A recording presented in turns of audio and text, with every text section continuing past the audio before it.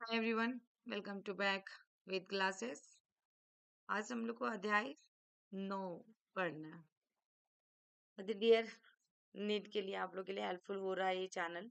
तो चैनल को सब्सक्राइब करने के साथ साथ वीडियो को भी शेयर करें आप लोग, यदि आप लोग के लिए हेल्पफुल वीडियो है तो। क्योंकि ये रिकॉर्डिंग ऑडियो बुक मिल रही है आप लोग को, बिल्कुल रिकॉर्डिंग, और कहीं कहीं रिपीट भी कर रहे हैं।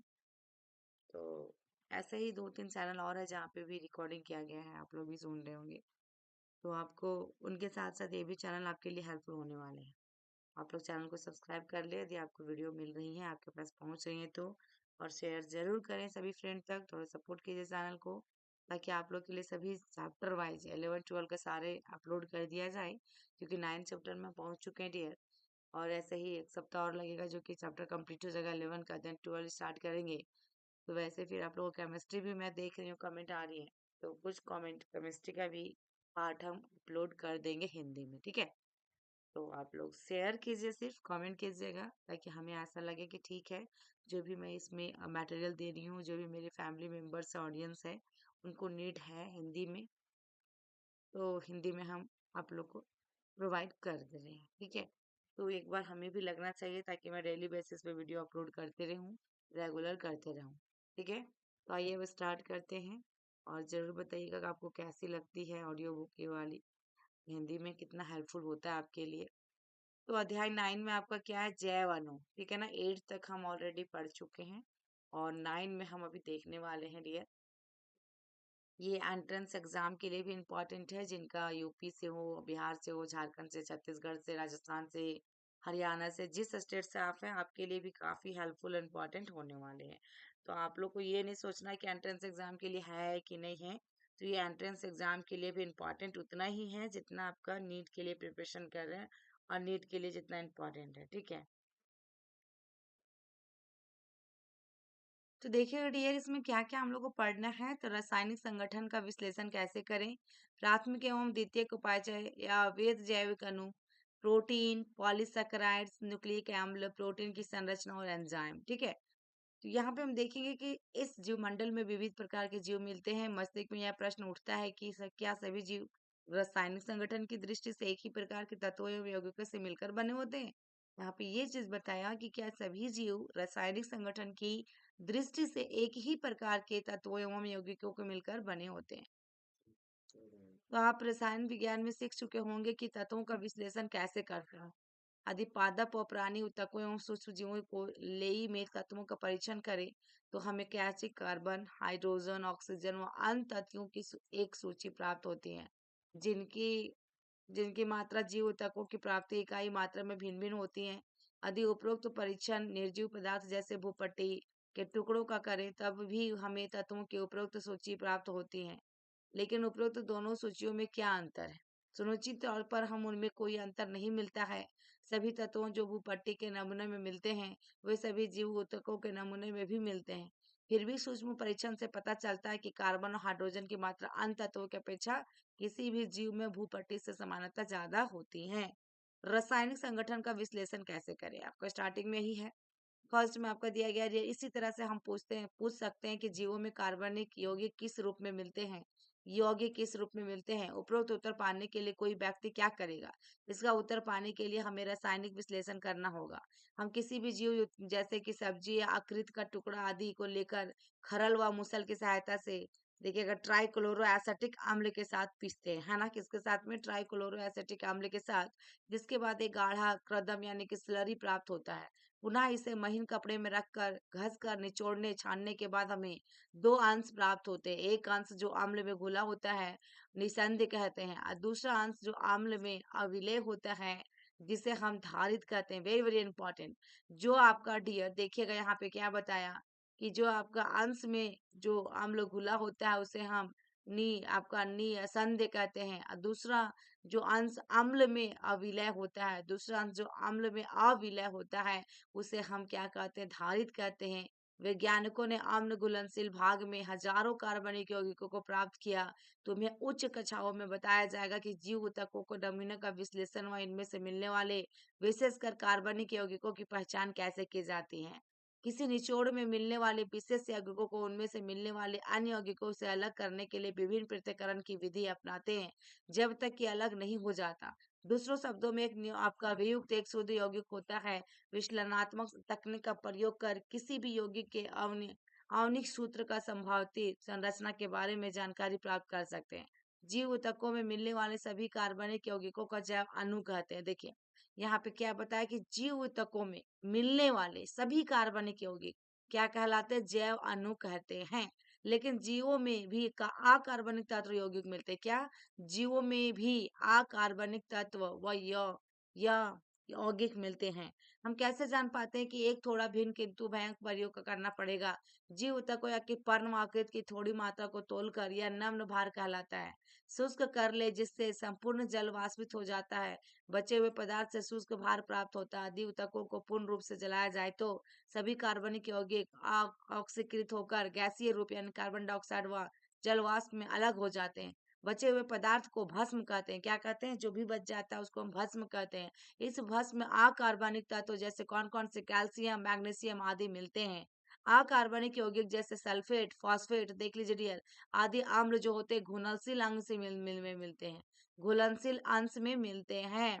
और इस कारण से तत्वीय विश्लेषण से किसी जीव ऊतक के तत्वीय संगठन की हाइड्रोजन, ऑक्सीजन, क्लोरीन, कार्बन आदि के रूप में जानकारी मिलती है, जो कि आपका 9.1 सारणी में दिया गया है।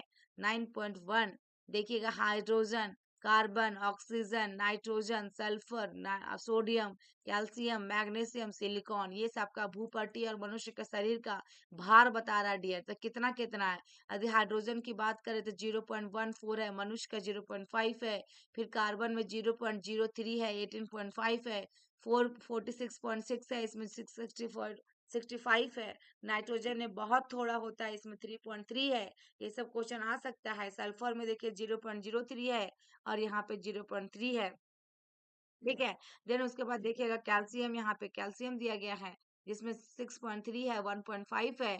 इसमें मैग्नीशियम में 2.1 है और 0.1 है और इसमें सिलिकॉन में 27.7 और इसमें नगण्य है।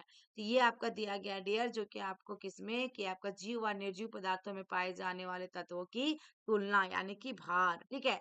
नेक्स्ट हम देखेंगे आपका ये क्या है 9.2 में, आपका ये भी देख लीजिए कि आपका सूत्र यानी कि फॉर्मूला बता रहा है, ये घटक है कि क्या क्या फार्मूला हो सकता है। मैग्नीशियम का Mg देखिए, जल का H2O, यौगिक में आपका NaCl, आपका देखिएगा सोडियम क्लोराइड, फिर आपका कैल्शियम कार्बोनेट, ये आपका दिया गया डियर। ठीक है। तो ये आपका जीव ऊतकों में पाए जाने वाले अकार्बनिक अवयवों की सूची। ठीक है। नेक्स्ट आपका देखिएगा यौगिक के परीक्षण में जीव ऊतकों में उपस्थित उपस्थित कार्बनिक और अकार्बनिक जो 9.2 में दिया गया यौगिकों के बारे में जानकारी मिलती है कि रसायन विज्ञान के दृष्टिकोण से क्रियात्मक समूह जैसे कि एल्डिहाइड, कीटोन, एरोमेटिक यौगिकों आदि की पहचान की जा सकती है। क्या बताया डियर? कि रसायन विज्ञान के दृष्टिकोण से क्रियात्मक समूह जैसे, यहाँ पे मार्क कर लीजिए मोटे अक्षर में ताकि आप लोग को पीडीएफ भी चाहिए तो मिल जाएगा। ये आपका क्या होगा? एल्डिहाइड, कीटोन और एरोमेटिक क्या है? कीटोन एरोमेटिक यौगिकों आदि की पहचान की जा सकती है। ठीक है। तो ये आप लोग को ध्यान रखना पड़ेगा। ठीक है। ठीक है। ओके। नेक्स्ट हम देखते हैं डियर, नेक्स्ट में आपका क्या कह रहा है।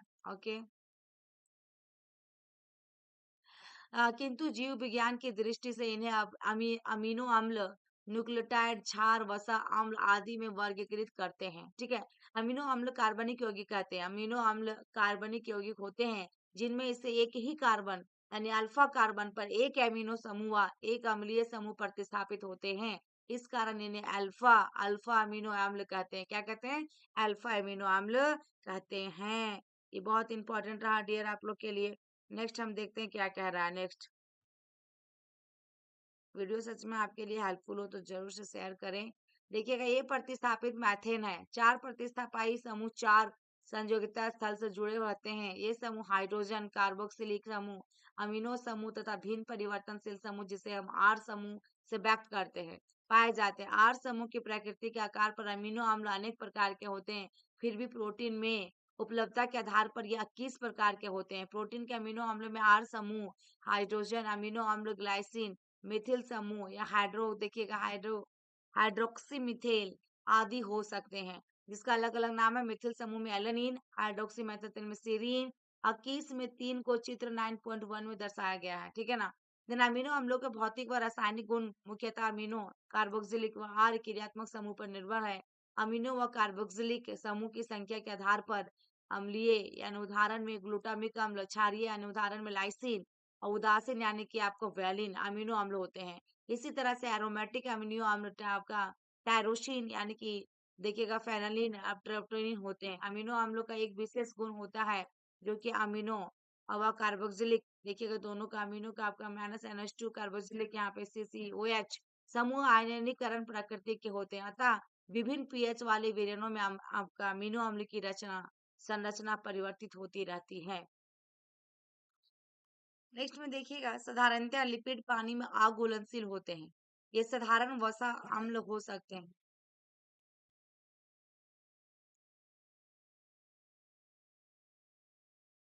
ठीक है, ये साधारण में क्या वसा अम्ल हो सकते हैं। वसा अम्ल में एक कार्बोक्सिलिक समूह होता है जो एक आर समूह से जुड़ा होता है। आर समूह मैथिल या अथवा एथिल या उच्च संख्या वाले समूह एक कार्बन से 19 कार्बन, उदाहरण में देखिएगा प्लामेटिक अम्ल में कार्बोक्सिलिक कार्बन के सहित 16 कार्बन मिलते हैं। देखिएगा एरेकिडोनिक अम्ल में कार्बोक्सिलिक कार्बन सहित 20 कार्बन परमाणु होते हैं। वसा अम्ल संतृप्त बिना द्विध अबंध, देखिएगा यहाँ पे दिया गया है डियर, बिना द्विग अबंध व असंतृप्त एक या एक से अधिक, जो कि इसमें आपका द्विव अबंध प्रकार के हो सकते हैं। दूसरा साधारण लिपिड ग्लिसरॉल जो आपका टाई हाइड्रोक्सी प्रोपेन होता है। क्या होता है? Tri hydrics hydroxy propane. बहुत सारे लिपिड्स में ग्लिसरॉल व वसा अम्ल दोनों मिलते हैं। यहाँ पर वसा अम्ल ग्लिसरॉल से देखिएगा अस्वीकृत होता है, तब वे आपका मोनोग्लिसराइड, डाइग्लिसराइड तथा ट्राइग्लिसराइड हो सकते हैं।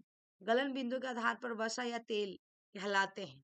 तेलों का गलनांक अपेक्षाकृत कम होता है। क्या होता है? कम हो जाता है, जैसे कि जिंजेली तेल, ठीक है ना। अतः सर्दियों में तेल के रूप में होते हैं। क्या आप बाजार में उपलब्ध वसा की पहचान कर सकते हैं? कुछ लिपिड्स में फास्फोरस व फॉस्फो रिलीकृत कार्बनिक यौगिक मिलते हैं। क्या मिलते हैं? देखिएगा कुछ लिपिड्स में फास्फोरस व एक फॉस्फोरिलीकृत कार्बनिक यौगिक मिलते हैं। ये फॉस्फोलिपिड्स है जो कि कोशिका झिल्ली में मिलते हैं, जैसे कि आपका लैसिथिन। कुछ ऊतक, विशेष तौर पर तंत्रिका ऊतक में अधिक जटिल संरचना के लिपिड पाए जाते हैं। जीवों में बहुत सारे कार्बनिक यौगिक विषम चक्रीय वलय युक्त भी होते हैं। इनमें से कुछ नाइट्रोजन क्षार, एडेनिन या फिर ग्वानिन, साइटोसिन, यूरेसिल व थाइमिन है। ये शर्करा से जुड़कर न्यूक्लियोसाइड्स बनाते हैं। यदि इनसे फॉस्फोर समूह में शर्करा स्थिरीकृत रूप में से हो तो इन्हें न्यूक्लियोटाइड कहते हैं। फिर एडोनोसिन, ग्वानोसिन, थायमिन, आपका थायमिडीन, यूरिडीन, वह आपका देखिएगा नेक्स्ट में क्या है कि आपका साइडिन न्यूक्लियोसाइड है। एडेनिनिक अम्ल जो होता है, थाइमेटिक अम्ल, ग्वानिलिक अम्ल या यूरिडिकल अम्ल या सेटेलिकल अम्ल या न्यूक्लियोटाइड्स हैं। ये क्या होते हैं अम्ल? सब न्यूक्लियोटाइड्स हैं। न्यूक्लिक अम्ल जैसे कि डीएनए व आरएनए अनुवांशिक पदार्थ के रूप में कार्य करते हैं। तो यही इंपॉर्टेंट रहा डियर। नेक्स्ट हम देखते हैं क्या है प्राथमिक व द्वितीयक उपापचय। उपापचयज रसायन विज्ञान की एक महत्वपूर्ण शाखा में जीवों के हजारों बड़े छोटे यौगिकों का आपका विलगर यानी कि पृथक्करण किया जाता है। उनकी संरचना निर्धारित की जाती है और संभव हो तो उन्हें यदि कोई जैव अणुओं की एक तालिका बनाए तो उनमें हजारों कार्बनिक यौगिक जैसे अमीनो अम्ल, शर्करा इत्यादि पाए जाएंगे। कुछ कारणों से जिन्हें खंड 9.10 में दिया गया है वो हम उपापचय कहते हैं। क्या कहते हैं? उपापचयज कहते हैं। उपरोक्त देखिएगा यहाँ पे वर्णक और आपका एल्कक्वाइडेट या फिर टार्पिनोइडस, देन आपका आवश्यक तेल, टॉक्सिन, लैक्टेंस और ड्रग्स, बहुलक पदार्थ, ये सब दिया गया है। तो देखिए यहाँ पर डियर कुछ द्वितीयक उपापचय दिया गया है जिसका नाम इसके अंदर में वर्णक में आपका कैरोटेनॉइड्स, एथिनोसाइनिन्स आदि, फिर मॉर्फिन, आपका कैडेसिन आदि, फिर देखिएगा मोनोटर्पिन्स, आपका टाइडरपिन्स आदि, नींबू घास तेल आदि, एब्रिन रेसिन, फिर आपका कॉनकेवेलिन ए, फिर आपका वेन ब्लेस्टिन, होर्मोनिन आदि, रबर, गोंद, सेलुलोज ये सब दिया गया है, ठीक है। इसमें देखिएगा कोई व्यक्ति प्राणी ऊतकों में ज्ञात कर सकता है, इन्हें प्राथमिक उपाचयज कहते हैं। कोई व्यक्ति प्राणी ऊतकों में ज्ञात यदि कर ले तो उसे हम आपका प्राथमिक उपाचयज कहते हैं। जब कोई पादप, कवक व सूक्ष्म जीवों अजीवी कोशिकाओं का विश्लेषण करे तो उन्हें हम प्राथमिक उपाचयजों के अतिरिक्त हजारों यौगिक जैसे कि आपका एल्कलॉइड, फिर आपका फ्लेवोनोइड्स, रबड़, वाष्पशील तेल, प्रतिजैविक, रंगीन वर्णक, इत्र, गोंद, मसाले मिलते हैं। इन्हें हम क्या कहते हैं? द्वितीयक उपाचयज कहते हैं। यहाँ पे सिर्फ डियर आप लोग एक ही चीज याद रखना है कि जो प्राथमिक आपका व्यक्ति प्राणी ऊतक में ज्ञात किया जाए, यानी कि कोई व्यक्ति प्राणी ऊतकों में ज्ञात किया जाए, उसे हम क्या कहते हैं? प्राथमिक कहते हैं। बाद बाकी जितना बचा हुआ रहेगा सब आपका क्या हो जाएगा? द्वितीयक हो जाएगा, ठीक है। प्राथमिक उपाचयज ज्ञात कार्य करते हैं वह सामान्य कार्य की प्रक्रिया में इनकी भूमिका भी ज्ञात है, किंतु हम इस समय सभी द्वितीयक उपाचयों को जिन प्राणियों में ये पाए जाते हैं जैसे कि भूमिका या कार्य नहीं जानते, जबकि इनमें से बहुत से जैसे रबड़, औषधि, मसाले, इत्र व वर्णक मनुष्य के कल्याण में उपयोगी है ना। सबके लिए रबड़ भी यूज करते हैं, औषधि, मसाले, इत्र ये सब क्या होता है? वर्णक, सबको हमारे लाइफ में काम आते हैं, हम लोग उपयोग भी करते हैं। कुछ द्वितीयक उपाचयों का आपका पारिस्थितिक महत्व होता है। आप बाद के अध्यायों में वर्षों में इसके बारे में विस्तृत रूप से अध्ययन करेंगे बाद में सीनियर क्लास में। वृहत जैव अणु, ठीक है ना। अम्ल घुलनशील भाग में पाए जाने वाले सभी यौगिकों की एक समान विशेषता है कि इनका अनुभार 18 से लगभग 800 डाल्टन के आसपास होता है। अम्ल अविलेय अंश में केवल 4 प्रकार के कार्बनिक यौगिक जैसे आपका प्रोटीन, न्यूक्लियिक अम्ल, पॉलीसैकेराइड्स और लिपिड्स मिलते हैं। लिपिड्स के अतिरिक्त इस श्रेणी के यौगिकों को अनुभार 10,000 डाल्टन या इससे ऊपर होता है। इस कारण से जैव अणु अर्थात जीवों में मिलने वाले रासायनिक यौगिक दो प्रकार के होते हैं। एक वे हैं जिनका अनुभार 1000 डाल्टन से कम होता है, उन्हें सामान्यतः सूक्ष्म अणु या जैव अणु कहते हैं। जबकि जो अम्ल अविलेय अंश में पाए जाते हैं उन्हें वृत्त अणु या वृहत जैव अणु कहते हैं। तो बहुत इंपॉर्टेंट रहा डियर, देखिएगा यहाँ पे बताया कि इस कारण से जैव अणु अर्थात जीवों से मिलने वाले रासायनिक यौगिक दो प्रकार के होते हैं। एक वह जिनका अनुभार 1000 डाल्टन से कम होता है, उन्हें सामान्यतः सूक्ष्म अणु जैव अणु कहते हैं। यानी कि जो अनुभार जिसका 1000 डाल्टन से कम हो उसे हम क्या कहते हैं? सूक्ष्म अणु या फिर जैव अणु कहते हैं। जबकि जो अम्ल अविलेय अंश में पाए जाते हैं उन्हें हम वृत्त अणु कहेंगे या वृत्त जैव अणु कहेंगे। नेक्स्ट देखिएगा डियर, लिपिड्स के अतिरिक्त अविलेय अंशों में पाए जाने वाले अणु बहुलक पदार्थ होते हैं। लिपिड्स जिनके अनुभार 800 से अधिक नहीं होते, वे अम्ल अविलेय अंश या वृत्त आणविक वंश की श्रेणी में क्यों आते हैं? वास्तव में लिपिड्स कम अनुभार के यौगिक होते हैं। लिपिड्स जो होता है कम अनुभार के यौगिक होते हैं। वे ऐसे ही नहीं मिलते बल्कि कोशिका झिल्ली और दूसरी झिल्लियों में पाए जाते हैं। जब हम ऊतकों को पीसते हैं तब कोशिकीय संरचना विघटित हो जाती है। कोशिका झिल्ली व अन्य दूसरी झिल्लियां टुकड़ों में विखंडित हो जाती हैं। डियर एक बार मैं ऑडियो बुक पूरा कंप्लीट करवा दूंगी, देन उसके बाद जो शॉर्ट में दूंगी पूरा चैप्टर का शॉर्ट्स में बिल्कुल पीडीएफ, मेरा पीडीएफ रहेगा, उसमें पीपीटी अच्छे से बनाकर आप लोग को दिया जाएगा और क्लासेस भी प्रोवाइड किए जाएंगे बिल्कुल लाइव डियर। तो आप लोग चैनल को सब्सक्राइब कर लीजिए फटाफट, एक टाइमिंग फिक्स कर देंगे जिसमें आप लोग को लाइव हम आकर बताएंगे सारे हिंदी में बहुत ही बारीकी से क्या क्या इंपॉर्टेंट है। देखिएगा तथा पुटिका बनाती है जो जल में घुलनशील नहीं है। इस कारण से इन झिल्लियों की पुटिका के रूप में टुकड़े अम्ल अविलेय भाग के साथ पृथक हो जाती है। जो वृहद आणविक अंश का भाग होता है सही अर्थ में लिपिड्स विरना अणु नहीं है। जो वृहद आणविक अंश का जो आणविक अंश का भाग होता है डियर, सही अर्थ में माना जाए तो लिपिड्स वृहद अणु नहीं है। अम्ल विलय अंश वास्तव में कोशिका द्रव संगठन का भाग है। कोशिका द्रव अंग के वृहद अणु का अम्ल अविलय अंश होते हैं।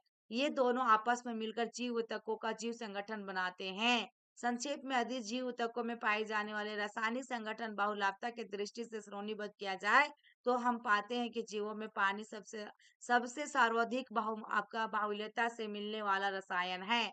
जैसे यहाँ पे देखिएगा डियर, कोशिकाओं का औसत संगठन अवयव अनुकूल कोशिकीय भार का प्रतिशत। जल की बात किया जाए 70 से 90 होता है। प्रोटीन की बात किया जाए 10 से 15 होता है। कार्बोहाइड्रेट का 3, लिपिड्स का आपका 2, फिर न्यूक्लियिक एसिड का 5 से 7, आयरन का आपका 1। ठीक है। नेक्स्ट देखिएगा प्रोटीन, क्या आ गया आपका? प्रोटीन। प्रोटीन में आपका क्या है? प्रोटीन प्रोटीन पॉली आपका पेप्टाइड होते हैं, ये अमीनो अम्ल की रेखीय श्रृंखलाएं होती हैं जो पेप्टाइड्स बंधों से जुड़े होते हैं, जैसा कि चित्र में आपका 9.2 में आपका दिया गया था। ठीक है, नेक्स्ट हमारा प्रत्येक प्रोटीन अमीनो अम्ल का बहुलक है। अमीनो अम्ल 20 प्रकार के होने से, जैसे एलानिन, सिस्टीन, प्रोनिन, आपका ट्रिप्टोफेन, आपका ट्रिप्टोफान, सॉरी, लाइसिन आदि होते हैं। प्रोटीन सम बहुलक नहीं बल्कि विषम बहुलक होते हैं। एक चीज याद रखिएगा, सम बहुलक एक एकलक की कई बार आवर्ती के कारण बनता है। अमीनो अम्ल के बारे में यह जानकारी अति महत्वपूर्ण है, जैसा कि बाद में पोषण अध्याय में आप पढ़ेंगे कि कुछ अमीनो अम्ल स्वास्थ्य के लिए अति आवश्यक होते हैं, जिनकी आपूर्ति खाद्य पदार्थों के द्वारा की होती है। इस तरह आहार की प्रोटीन इन आवश्यक अमीनो अम्ल को स्रोत होती है। इस प्रकार के अमीनो अम्ल अनिवार्य अनिवार्य हो सकते हैं। अनिवार्य वे होते हैं जो हमारे शरीर में बनते हैं, जबकि हम अनिवार्य अमीनो अम्ल की आपूर्ति अपने खाद्य पदार्थों से करते हैं। प्रोटीन जीवों में बहुत सारे कार्य करते हैं। इनमें से कुछ कोशिकों के कोशिका झिल्ली से होकर अभिगमन करने तथा संक्रामक जीवों से बचाने में सहायक होती हैं, और कुछ एंजाइम के रूप में होती हैं। पॉलीसैकेराइड्स का देखिएगा डियर, अम्ल अविलय भाग के दूसरे श्रेणी के वृहत अणुओं की तरह पॉलीसैकेराइड्स यानी कार्बोहाइड्रेट्स भी पाए जाते हैं। ये पॉलीसैकेराइड शर्करा की लंबी श्रृंखला होती है। यह श्रृंखला सूत्र की तरह यानी कपास के रेशे विभिन्न प्रकार के एकल सैकेराइड से मिलकर बने होते हैं।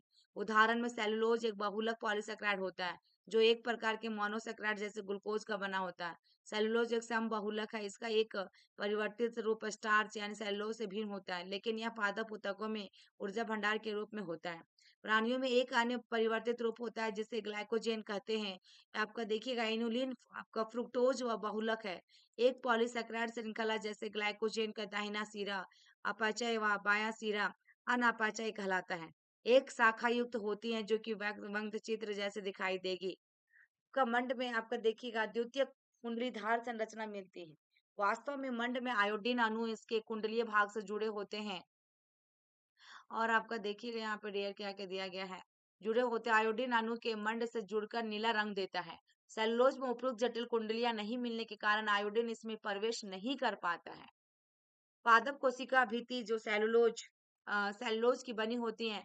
कागज पौधों की लुगदी से बना होता है जो सेलुलोज होता है। रुई के धागों सेलुलोज के बने होते हैं। प्रकृति में बहुत सारे जटिल पॉलीसैकेराइड्स मिलते हैं। ये अमीनो शर्करा व रासायनिक रूप से परिवर्तित शर्करा जैसे आपका यहाँ पे जैसे ग्लूकोसमीन, फिर आपका एनसिटाइल, फिर ग्लूकोएस्मीन आदि से मिलकर बने होते हैं। जैसे कि आपका ऑर्थोपोडा के बाह्य कंकाल जटिल सैकेराइड्स काइटिन से बने होते हैं। ये जटिल पॉलीसैकेराइड्स अधिकतर समबहुलक होते हैं। ठीक है, नेक्स्ट आपका देखिएगा डियर न्यूक्लियिक अम्ल। ये थोड़ा सा डियर रिपीट कर रहे बार बार, इसलिए थोड़ा सा लॉन्ग बन सकता है वीडियो। कि अगर दूसरे प्रकार का एक वृत्त अणु जो कि किसी भी जीव ऊतक के अम्ल व विलय अंश में मिलता है उसे न्यूक्लियिक अम्ल कहते हैं। ठीक है, जो दूसरे प्रकार का एक वृहत अणु जो किसी भी जीव ऊतक को अम्ल अविलय अंश में मिलेंगे उसे हम न्यूक्लियिक अम्ल कहेंगे। या आपको देखिएगा पॉलीन्यूक्लियोटाइड्स होते हैं। ठीक है ना, पॉलीन्यूक्लियोटाइड्स होता है। यह पॉलीसैकेराइड्स और पॉलीपेप्टाइड्स के साथ समावित होकर किसी भी जीव ऊतक या कोशिका का वास्तविक विरल आणविक अंश बनाता है। न्यूक्लियिक अम्ल न्यूक्लियोटाइड से मिलकर बने होते हैं। एक न्यूक्लियोटाइड 3 भिन्न रासायनिक घटकों से मिलकर बना होता है। पहला विषम चक्रीय यौगिक, दूसरा मोनोसैकेराइड, तीसरा फॉस्फोरिक अम्ल या फॉस्फोट से होता है। 9.1 में ही हमने देख लिया डियर कि जो पाएंगे न्यूक्लियिक अम्ल के विषम चक्रीय यौगिक नाइट्रोजन क्षार जैसे adenine, guanine, uracil, cytosine, thymine होते हैं। एडेनिन व ग्वानिन प्रतिस्थापित आपका प्यूरिन है। क्या है? प्रतिस्थापित प्यूरिन है। कौन कौन? एडेनिन और ग्वानिन। ठीक है, तथा अन्य 3 प्रतिस्थापित पिरामिडिन विषम चक्रीय। अन्य 3 जो बता क्या है? प्रतिस्थापित पिरामिडिन। विषम चक्रीय वाला को क्रमशः प्यूरिन व पिरामिडिन कहते हैं।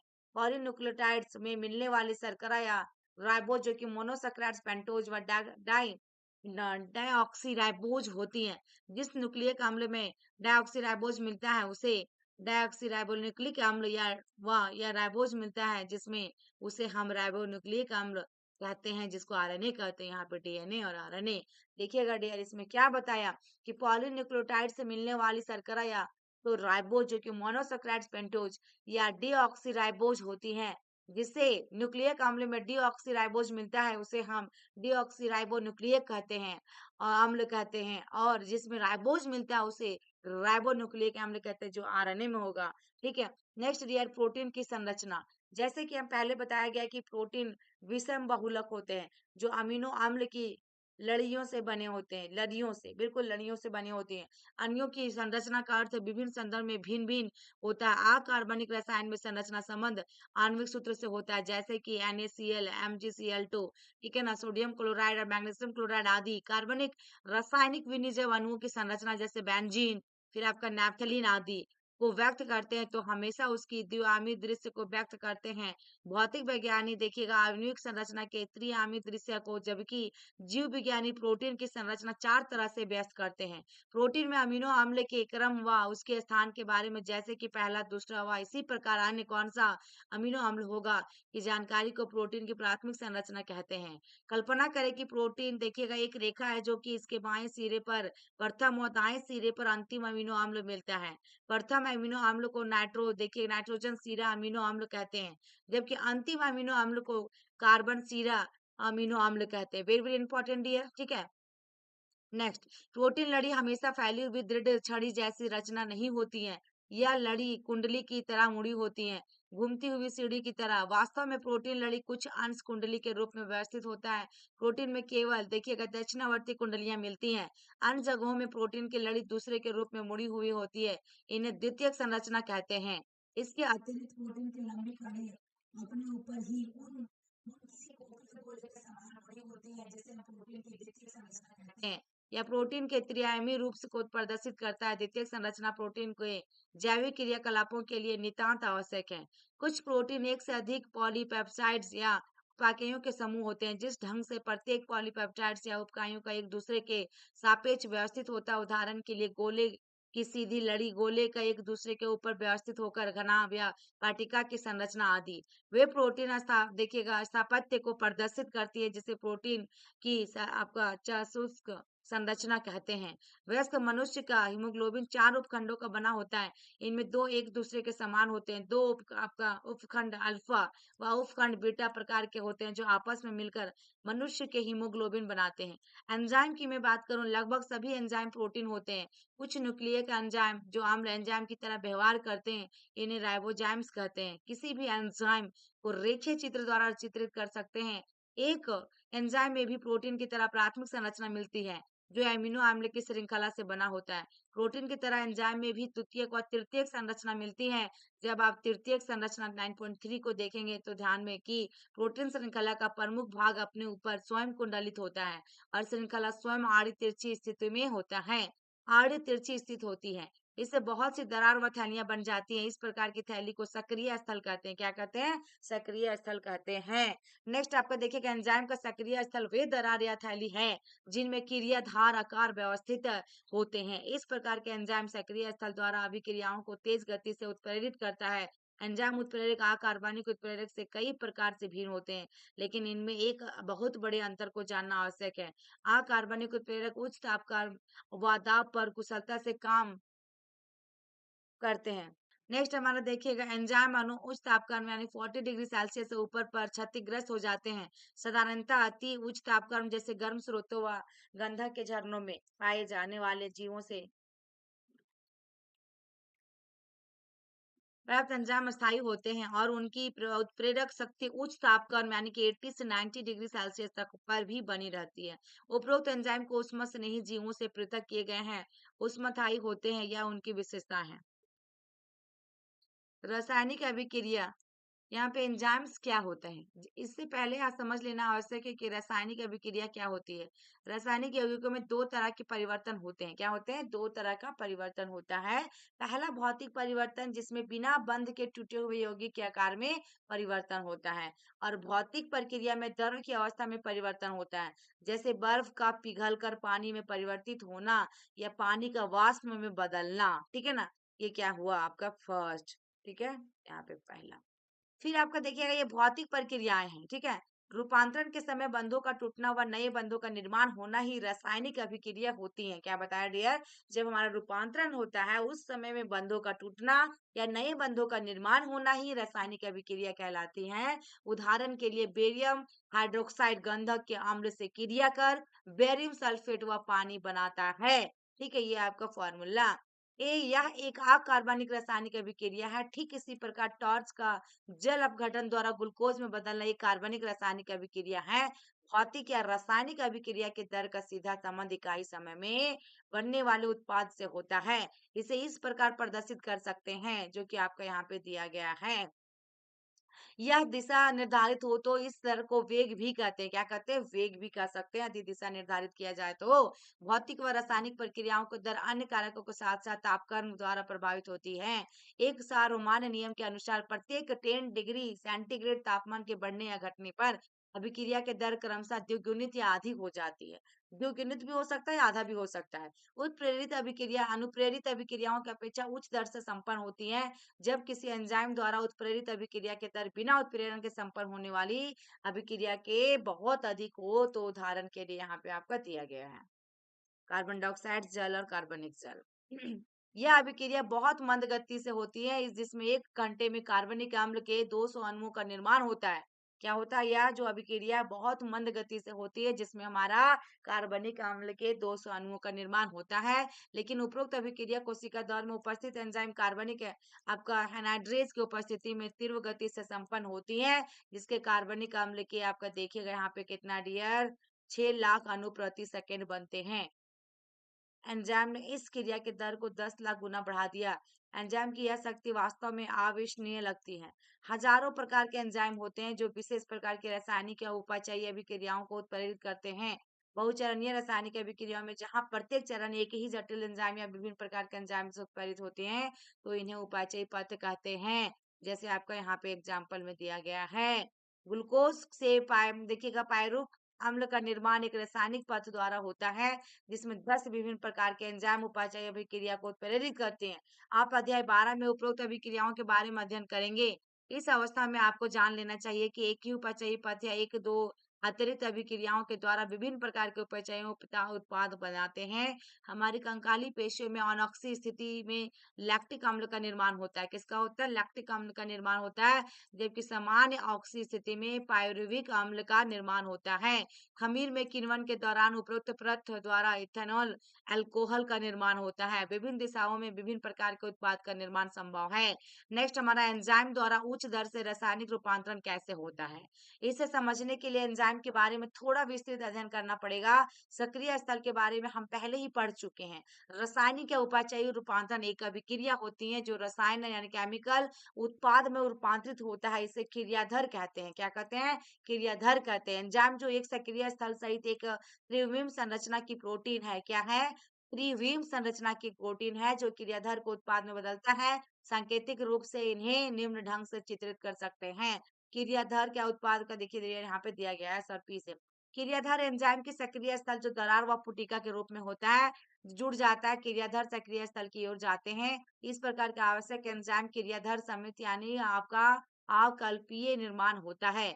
एंजाइम को प्रदर्शित करता है। इस समूह का निर्माण एक अकल्पीय घटना है। क्रियाधर एंजाइम के सक्रिय स्थल से जुड़ने की अवस्था में क्रियाधार की नई संरचना का निर्माण होता है, जिसे संक्रमण अवस्था संरचना कहते हैं। इसके बाद शीघ्र ही प्रत्याशित पदबद्ध के टूटने व बनने के उपरांत सक्रिय स्थल से उत्पाद अवमुक्त होता है। दूसरे शब्दों से क्रियाधर की संरचना उत्पाद की संरचना में रूपांतरित हो जाती है। रूपांतरण का यह पथ तथा कथित संक्रमण अवस्था के द्वारा होता है। अस्थायी क्रियाधर उत्पाद के बीच में बहुत सारे रूपांतरित संरचनात्मक अवस्था हो सकती हैं। इस कथन का आशय है कि बनने वाली सभी मध्यवर्ती संरचनात्मक अवस्था अस्थायी होती हैं। देखिएगा अस्थायित्व का संबंध अणु की ऊर्जा अवस्था व संरचना से जुड़ा होता है। यदि इसे चित्रात्मक लेखाचित्र के रूप में प्रदर्शित किया जाए तो यह चित्र 9.4 में जो आपका दिखाया गया देखिए। वाई एच के अंतर्निहित ऊर्जा के अंश को व्यस्त करता है और एक्स एच के संरचनात्मक रूपांतरण की यह अवस्था जिसका निर्माण मध्यवर्ती संरचना द्वारा होता है कि प्रगति का व्यस्त करता है। दो चीजों ध्यान देने योग्य है जो क्रियाधर उत्पाद के बीच में ऊर्जा स्तर में अंतर। यदि उत्पाद क्रियाधर से नीचे स्तर का होता है तो अभिक्रिया बाउष्मीय होती है। इस अवस्था में उत्पाद निर्माण हेतु ऊर्जा आपूर्तिकरण करने से की आवश्यकता नहीं होती, फिर भी चाहे वह व्याउष्मीय व स्वतः परिवर्तित अभिक्रिया या अतःउष्मीय या ऊर्जा आवश्यक अभिक्रिया को क्रियाधार को उच्च ऊर्जा अवस्था या संक्रमक अवस्था से गुजरना होता है। क्रियाधार व संक्रमण अवस्था के बीच में औसत ऊर्जा के अंतर को सक्रियण ऊर्जा यानी कि एक्टिवेशन एनर्जी कहते हैं। एंजाइम ऊर्जा अवरोध घटाकर क्रियाधार से उत्पाद के आसन रूपांतरण में सहयोग करता है। नेक्स्ट स्टडी है एंजाइम क्रिया की प्रकृति। प्रत्येक एंजाइम के अणु में क्रियाधार बंधन स्थल मिलता है जो क्रियाधार से बंध कर सक्रिय एंजाइम क्रियाधार सम्मिश्र का निर्माण करता है। यह सम्मिश्र अल्पावधि का होता है जो उत्पाद एवं अपरिवर्तित एंजाइम में विघटित हो जाता है। इसके पूर्व मध्यवस्था के रूप में एंजाइम उत्पाद जटिल का निर्माण होता है जो एंजाइम क्रियाधार जटिल का निर्माण उत्प्रेरण के लिए आवश्यक होता है। एंजाइम क्रिया के उत्प्रेरक चर को निम्न चरणों में व्यक्त किया जा सकता है, जैसे सर्वप्रथम क्रियाधार सक्रिय स्थल से व्यवस्थित होकर एंजाइम के सक्रिय स्थल से बन जाता है। दूसरा, बंधने वाला क्रियाधार एंजाइम के आकार में इस प्रकार से बदलाव लाता है कि क्रियाधार एंजाइम में मजबूती से बन जाता है। तीसरा में एंजाइम का सक्रिय स्थल का क्रियाधार के काफी समीप होता है जिसके परिणाम स्वरूप क्रियाधार के रासायनिक बंध टूट जाते हैं और नए एंजाइम उत्पाद जटिल का निर्माण होता है। एंजाइम नवनिर्मित उत्पाद को अवमुक्त करता है। वह एंजाइम स्वतंत्र होकर क्रियाधार के दूसरे अणु से बंधने के लिए तैयार हो जाता है। इसके प्रकार पुनः उत्प्रेरक चक्र प्रारंभ हो जाता है। नेक्स्ट डियर एंजाइम क्रियाविधि को प्रभावित करने वाले कारक। जो कारक प्रोटीन की द्वितीयक संरचना को परिवर्तित करते हैं वे एंजाइम की सक्रियता को भी प्रभावित करते हैं, जैसे तापमान, पीएच, क्रियाधार की सांद्रता में परिवर्तन या किसी विशेष रसायन का एंजाइम से बंधन उसकी प्रक्रिया को नियंत्रित करते हैं। तापक्रम व पीएच की बात किया जाए, एंजाइम सामान्यतः तापक्रम और पीएच के लघु परिसर में कार्य करते हैं।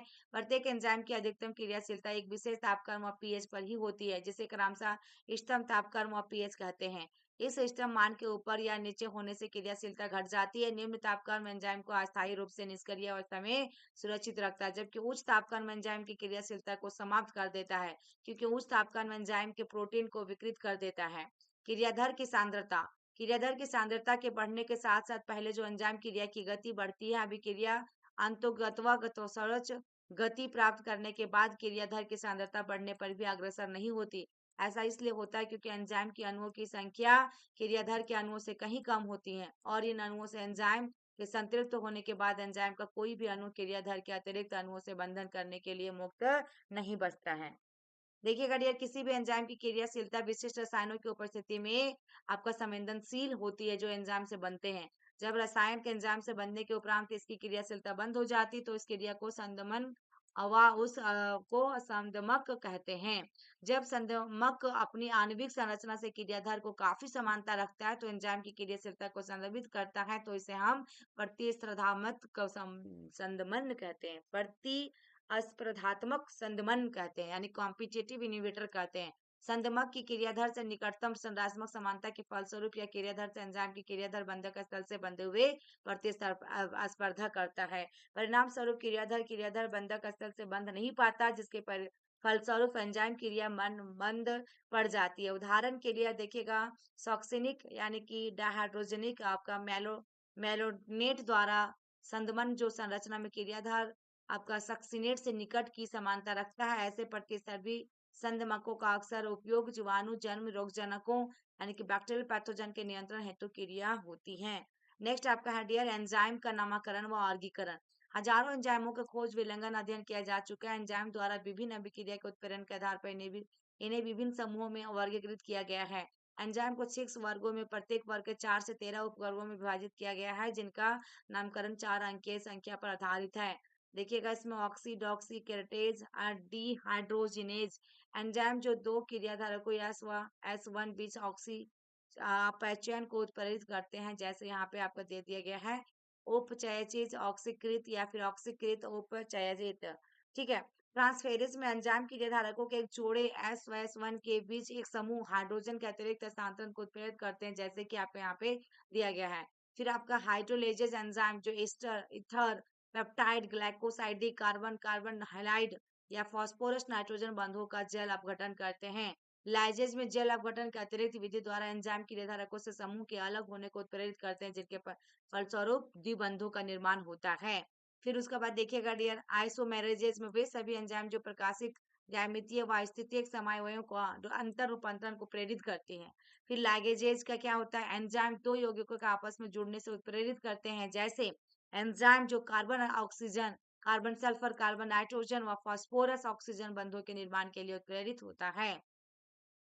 नेक्स्ट और लास्ट बच गया डियर आपका, ये देखिएगा सहकारार यानी कोफैक्टर्स। एंजाइम एक या अनेक बहु पेप्टाइड श्रृंखलाओं से मिलकर बना होता है, फिर भी कुछ स्थितियों में इधर प्रोटीन अवयव या जिसे सहकारक कहते हैं एंजाइम से बंधकर उसे उत्प्रेरक सक्रिय बनाते हैं। इन्हें उन उदाहरणों में से एंजाइम के केवल प्रोटीन भाग को एपो एंजाइम कहते हैं। सहकारक तीन प्रकार के होते हैं, देखिएगा प्रोस्टैटिक समूह या एंजाइम व धातु आयन।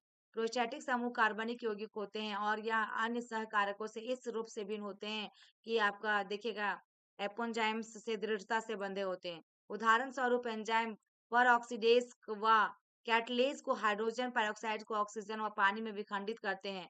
हिम प्रोस्टैटिक समूह होता है जो एंजाइम के सक्रिय स्थल से जुड़ा होता है। यह देखिएगा सह एंजाइम की कार्बनिक यौगिक होते हैं और इनका संबंध एपो एंजाइम से अस्थायी होता है जो समानता उत्प्रेरण के दौरान बनता है। सह एंजाइम विभिन्न एंजाइम उत्प्रेरक अभिक्रियाओं में से सहकारक के रूप में कार्य करते हैं। अनेक सह एंजाइम का मुख्य रासायनिक अवयव विटामिन होते हैं, जैसे सह एंजाइम से निकोटिनेमाइड एडेनिन डाइन्यूक्लियोइक एसिड यानी कि NAD, nicotinamide adenine dinucleotide acid phosphate vitamin niacin से जुड़े होते हैं। धातु आयन कई एंजाइम की क्रियाशीलता हेतु धातु आयन की आवश्यकता होती है जो सक्रिय स्थल पर पार्श्व श्रृंखला से समन्वय बंध बनाते हैं। उसी समय से यह एक अधिक समन्वय बंध द्वारा आपका क्रियाधारकों से जुड़े होते हैं, जैसे प्रोटियोलेटिक एंजाइम। फिर आपका कार्बोक्सी पैप्टिड से जिंक एक कारक से रूप में जुड़ा होता है।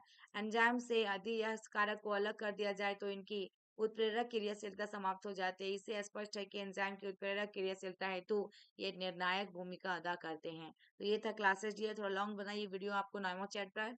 तो आई होप कि मेरी वीडियो आपको अच्छी लगी हो तो लाइक कीजिएगा, शेयर कीजिएगा और चैनल पे नए तो सब्सक्राइब कर लीजिए। Thank you so much dear आप लोगों को। Thank you for watching my video. फिर मिलते हैं नेक्स्ट वीडियो में, तब तक के लिए बाय बाय।